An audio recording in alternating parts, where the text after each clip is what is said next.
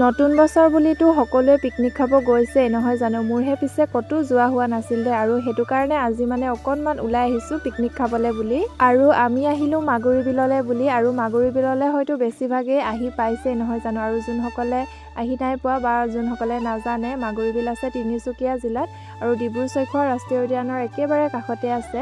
আৰু আমাৰ ঘৰৰ পৰাও মানে বৰ বেছি দূৰ নহয় দেই, তথাপিও মই মানে প্ৰথমবাৰ কাৰণেহে আহিছোঁ দেই।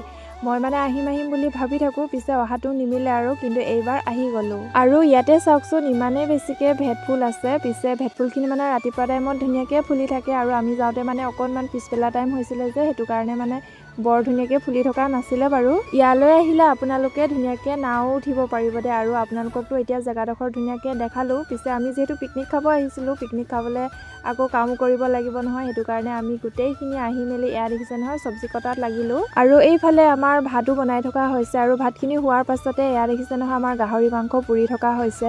ইয়াতে মানে সৰু সৰু মৰম লগা ভণ্টি কেইজনীমান লগ পালোঁ দেই, আৰু ভণ্টি কেইজনীয়ে বোলে মোৰ ভিডিঅ' চাই, সেইটো কাৰণে ফটো কেইটামান মাৰি ল'লোঁ।